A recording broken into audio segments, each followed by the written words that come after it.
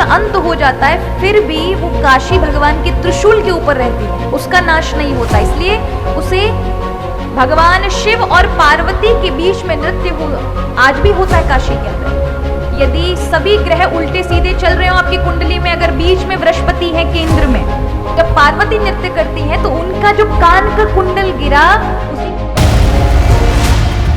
महादेव ने सबसे पहली नगरी यदि किसी के लिए बसाई है अपने लिए, उसका नाम काशी है।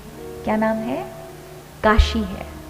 तो पंचकोश की काशी बनाई, 5 कोश की। एक कोश 3 किलोमीटर का होता है। तो इस तरह से पंचकोश की काशी जो अपने त्रिशूल के अग्रभाग पर प्रभु ने रखी, जो ब्रह्मा जी की सृष्टि से बिल्कुल अलग है। ऐसा बोला जाता है, हमारे शास्त्रों में है कि जब सृष्टि का अंत हो जाता है फिर भी वो काशी भगवान के त्रिशूल के ऊपर रहती है, उसका नाश नहीं होता। इसलिए उसे अविमुक्तेश्वर क्षेत्र कहा जाता है। भगवान शंकराचार्य ने काशी के अंदर देखा कि भगवान शिव किसी मरे हुए व्यक्ति के कान में मात्र तारक मंत्र देते हैं और उसका कान टेढ़ा हो जाता है, मुक्त हो जाता है। इसलिए काशी को महाशमशान कहा गया है। जिसकी मृत्यु होती है और यदि उसकी चिता मणिकर्णिका घाट पर जलाई जाए तो मुक्त हो जाता है। इसलिए आज तक वहां की अग्नि बुझी नहीं है, अनवरत जलती रहती है। महाशमशान कहा गया है। काशी में मरने वाले को मुक्ति मिल जाती है, वहां का चांडाल भी मुक्त हो जाता है, वहां के पशु पक्षी भी मुक्त हो जाते हैं। इतनी बड़ी महिमा काशी की है। कहा सानंदमानंद वने वसंतम आनंद कंदम हत पाप वृंदम वाराणसीनाथ मनाथ नाथम श्री विश्वनाथम शरणम प्रपद्ये। काशी में 4 लोग हैं जो मुक्ति के दाता हैं। पहले काशी विश्वनाथ जो साक्षात भगवान शिव ही हैं, काल भैरव, अन्नपूर्णा और गंगा, ये चारों मुक्ति को देने वाले हैं। भगवान शिव और पार्वती के बीच में नृत्य आज भी होता है काशी के अंदर। शिव नृत्य करते हैं और पार्वती देखती हैं, और जब पार्वती नृत्य करती हैं तो उनका जो कान का कुंडल गिरा, उसी को मणिकर्णिका कहा जाता है, मणिकर्णिका घाट।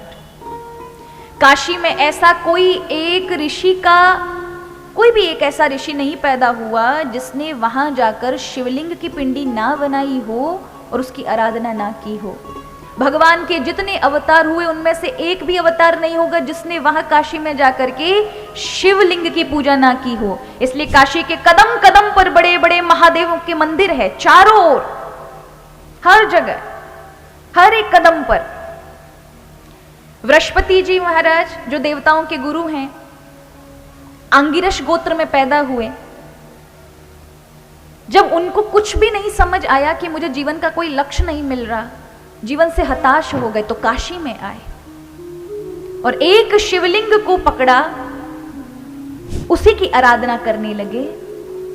महादेव प्रसन्न हुए और प्रकट हुए और कहा कि आज से तुम्हारे समान कोई ज्ञानी नहीं होगा, तुम्हारी तुलना कोई नहीं कर सकता, इतना अतुलित ज्ञान तुम में हो और तुम देवताओं के गुरु के रूप में प्रतिष्ठित हो। तब से उस शिवलिंग का नाम बृहस्पतेश्वर महादेव है।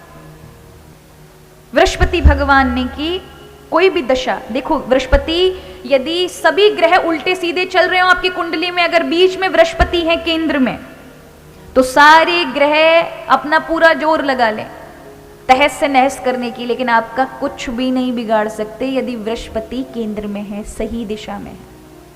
और यदि बृहस्पति मारक की दशा में आ गए तो फिर कोई नहीं बचा सकता, कोई भी नहीं बचा सकता, मृत्यु तक घटित हो जाती है।